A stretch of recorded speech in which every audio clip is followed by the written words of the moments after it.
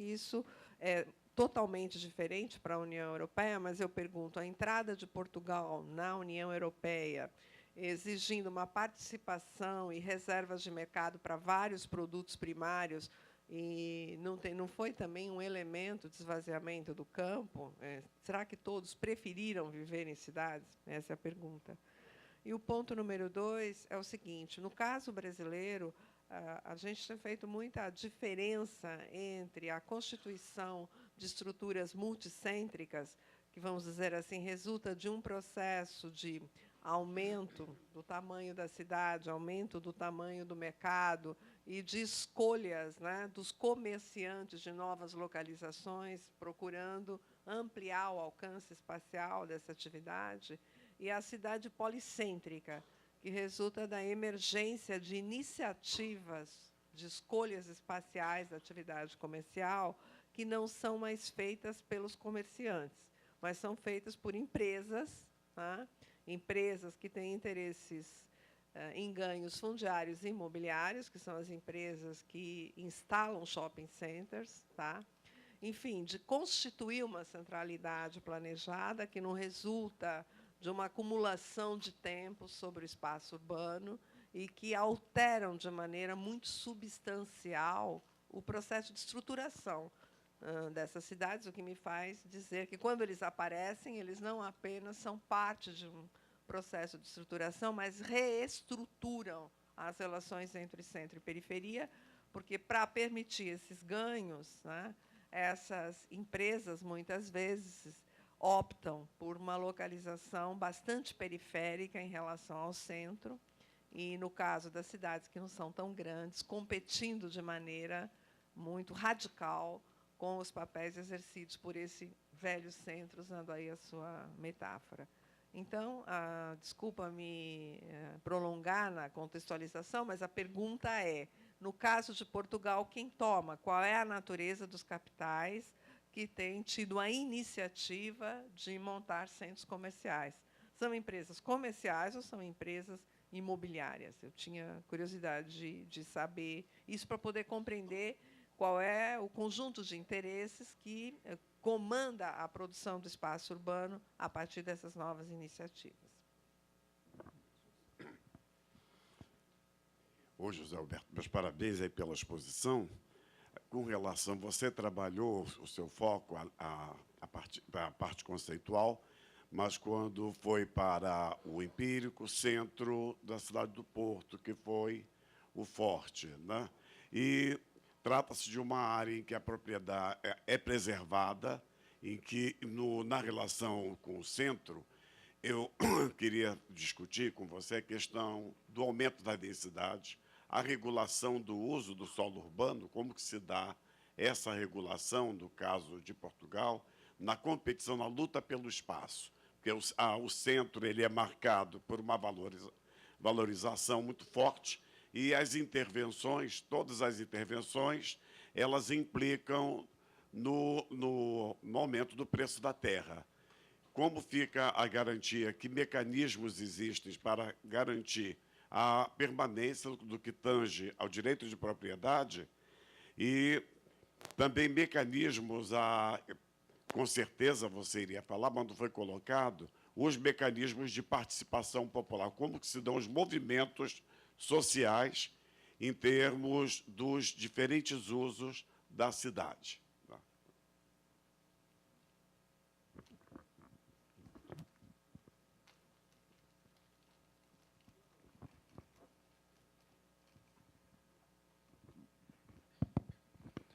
Sancler, Universidade Federal do Pará.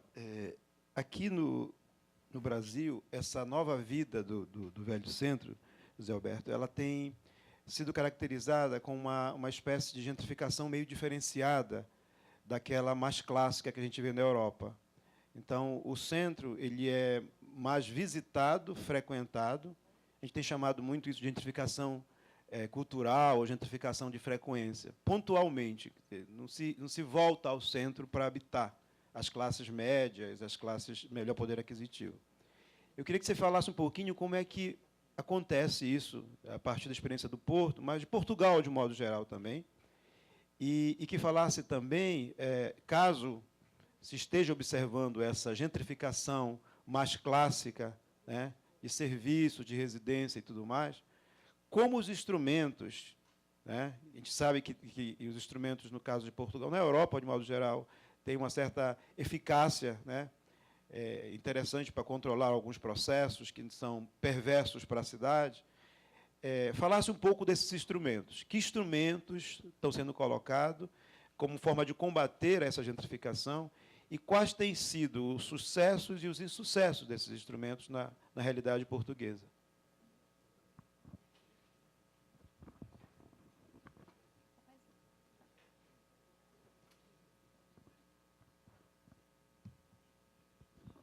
Muchas gracias. Antes que nada, agradecer mucho la intervención. Yo creo que el tema que nos plantea José Alberto nos pone delante tres, ¿cómo decir? Tres escisiones fundamentales, ¿no?, que nosotros debemos tener en cuenta en el momento en que reflexionamos hoy sobre la ciudad. Primera escisión, entre forma urbana y condición urbana. Hoy, digamos, si lo podemos decir así, la condición urbana, la forma de vida urbana, se ha escindido de aquello que nosotros hemos considerado tradicionalmente como la ciudad. Primer tema, ¿no?, y que está lleno de implicaciones por lo que se refiere a la delimitación de ciudad y campo que hemos estado discutiendo estos días. Primero. Segunda escisión, entre periferia topológica y periferia tipológica, si me permiten decirlo con alguna pedantería, ¿no? Vemos, nos explicaba él, ¿no?, como espacios que están en la periferia del centro tradicional constituyen hoy el centro social, el centro ambiental, el centro económico, y el centro, en cambio, podríamos decir, el centro topológico se convierte en periferia. Tercera cuestión, la escisión entre residente y habitante, que es un tema de grandísima importancia, ¿no? Los residentes en la ciudad no son hoy los habitantes de la ciudad. No lo son, no son solo ellos, ¿no? Y tenemos estos habitantes a título temporal que van tomando una fuerza cada vez mayor, y además los residentes, por la misma razón, lo son también cada vez más solo temporalmente, ¿no? Esto, a mi entender, y aquí es donde quisiera que José Alberto, si lo considera oportuno, pues lo comentase, ¿no? Yo diría que esto lo que subraya es la importancia del gobierno, la importancia del gobierno urbano, la importancia de las políticas públicas. ¿Por qué? Porque nos pone delante, ¿no?, de una serie de desafíos que él ha subrayado y que yo no voy a volver, que hay que afrontar a través de un liderazgo público. Muy bien. Para esto se requieren dos cosas. Uno, instituciones, administración. Dos, actores. Y aquí es donde quisiera ver cuál es tu opinión, José Alberto, ¿no? La primera, los gobiernos metropolitanos clásicos, esta idea de la fragmentación del espacio metropolitano tendría que ser superada a través de organismos centralizados que abarcaran toda la área urbana, vemos que esta noción está en crisis en todas partes. ¿Por qué lo podríamos sustituir? ¿Hacia qué formas de gobierno metropolitano te sugieren estas dinámicas? Y segundo, ¿qué actores deberían impulsarlas? ¿Y cómo conseguimos nosotros, ¿no?, que estos, por ejemplo, que estos habitantes residentes a título temporal, ¿no?, participen también de la gobernación de la ciudad? No son temas menores, pero son temas clave.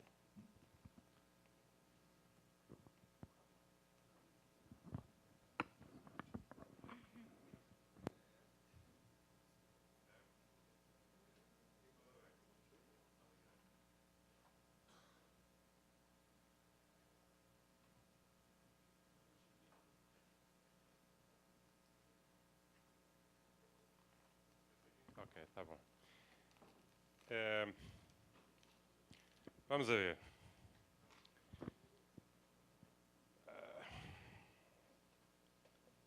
Antes de mais, muito obrigado pelas perguntas, que são de facto desafiantes. Algumas são de resposta mais fácil, mas porventura, enfim, mais útil. Outras são enormes desafios, mas a minha resposta pode ser irrelevante. Neste caso, julgo que não é relevante. É assim, Mateus. O que nós temos vindo a fazer são tomadas fotográficas junto aos cruzamentos das ruas. E, portanto, fotografamos as ruas no cruzamento para todas as direções. E depois contamos as pessoas. Sabemos a dimensão do alcance da foto, não é? Numa determinada dimensão que nós controlamos relativamente ao quarteirão, e, portanto, nós sabemos quantas pessoas estão, imaginem, 100 metros lineares. Okay? Portanto, a partir daí nós temos uma dimensão que não é bem a densidade populacional, eu costumo chamar-lhe densidade de pessoas, costumo chamar-lhe intensidade de pessoas. Relativamente aos fluxos, aquilo que nós fizemos foi um filme durante 24 horas. Portanto, fizemos uma gravação durante 24 horas, o que nos vai permitir também saber os ritmos e saber os períodos de estada. O objetivo aqui é cruzar isto com questões de desenho urbano. Eu, enfim, tenho vindo a ganhar muito interesse através de um projeto que realizei, coordenado por um arquiteto que está no grupo de Geografia na Suécia, para a importância do design, aquilo que nós chamamos de design, mas de uma palavra latina que é desenho, portanto, o desenho urbano do espaço público, como ele condiciona, como ele, digamos, leva a determinado tipo de usos. Às vezes, não pensados por quem projeta. Não é? Por exemplo, no Porto há uma área enorme, toda de granito, e que vão para lá crianças jogar futebol. Não era isso que pensava o arquiteto, não é? Queria um espaço monumental, às vezes lá vai a polícia, enfim. Portanto, de que forma é que o espaço é apropriado pelas pessoas? E como é que o desenho interfere nessa apropriação? O que é que falta mais? Acho que mais nada. Portanto, é a contagem. Os estabelecimentos, é o registro, 6 meses. 6 meses, portanto, há um registro dos estabelecimentos todos aqui na área central, o que explica porque é que não é feito para a cidade toda, não é? Portanto, é feito este registro na área central e vamos, 2 em 2 anos, peço desculpa, e vamos ver que alteração é que houve, não é? Se é um novo estabelecimento, se é o mesmo que registramos antes, se fez obras de algum significado, se mudou o nome do proprietário, o que é que aconteceu, não é? Portanto, é um registro, isto em si mesmo. O que eu atribuo a estes elementos, digamos, é o poder de nós vermos melhor o filme da cidade, está a ver? Não é em si mesmo um objetivo final, é mais um instrumento. Agora depende de como é que usamos isto. Temos uma reunião agendada na Prefeitura, não é? Com a Associação de Comerciantes, e vamos ver como é que podemos usar isto. Isto cruza com uma outra questão que já não sei quem a colocava. O José Borrachiello. Mas não vou esquecer de outras perguntas, da velocidade e dos fluxos fora do centro, que é de como gerimos, como pode ser gerido esta alteração, uma vez que é uma luta pelo espaço, o espaço é restrito, neste caso não se pode aumentar espaço, quer dizer, não podemos verticalizar o centro da cidade do Porto, por razões de natureza patrimonial, fundamentalmente. Então, como é que isso acontece? Bom, o que está a acontecer, naturalmente, é que todos os espaços mais desejados valorizam. E, portanto, o centro, que era um espaço relativamente pouco desejado e que tinha desvalorizado, ou então, que é uma coisa curiosa, porque o capitalismo no imobiliário funciona de uma forma um pouco estranha às vezes, ou o mercado, a lei da oferta e da procura funciona de uma forma estranha, era que alguns edifícios tinham-se desvalorizado de tal forma que nem sequer eram vendidos ou eram comprados. E, portanto, nem se sabia o valor deles, sabia-se que entravam em ruína. Não é? E, portanto, alguns edifícios que objetivamente desmoronaram. Chegou o inverno e caíram. Já não morava lá ninguém, caíram. Com muita chuva, etc., caíram. E, portanto, quando começa esta localização a ter valor, aumentar o valor, diria também cultural, social, aumenta naturalmente também o valor económico, é verdade. E, portanto, podemos ter aqui um processo de gentrificação. Não é? Gentrificação residencial, pura e dura. Ora bom, isso pode-se dizer que está a suceder. Eu gostei muito de ler um texto a propósito de gentrificação. 2 textos. Um tratava Austrália ou Nova Zelândia, acho que era Nova Zelândia, e outro tratava a Inglaterra, em Londres. E o texto de gentrificação de Nova Zelândia mostrava como a gentrificação não apenas podia ter várias ondas de gentrificação, como a sua definição em concreto se confrontava com a ideia da velocidade e da quantidade. Ou seja, se eu mudar de 2 em 2 anos um residente pobre por um residente rico, vamos simplificar, daqui a 3 séculos só tenho lá ricos a morar. Mas será gentrificação? A outra questão é, se eu mudar ao longo de um ano 5% dos residentes, portanto a questão da quantidade, será que é gentrificação? E agora o inglês. O inglês, o que me dizia era que em Londres a gentrificação estava a ser utilizado como mecanismo político, designadamente em bairros pobres. Em áreas de concentração de pobreza, o Estado estava a incentivar a sua gentrificação, ou seja, estava a facilitar os impostos, as taxas, àqueles que fossem morar em áreas pobres. Portanto, a gentrificação pode ter aqui muitas formas de olhar e alguma dificuldade mesmo em delimitar. Indo à resposta à pergunta, no caso do Porto. No caso do Porto, no caso português, aquilo que se verifica é que o governo atual, que é um governo de esquerda, enfim, esquerda europeia, mas já agora explico, um governo social-democrata com apoio de comunistas e comunistas mais intelectuais, se quisermos.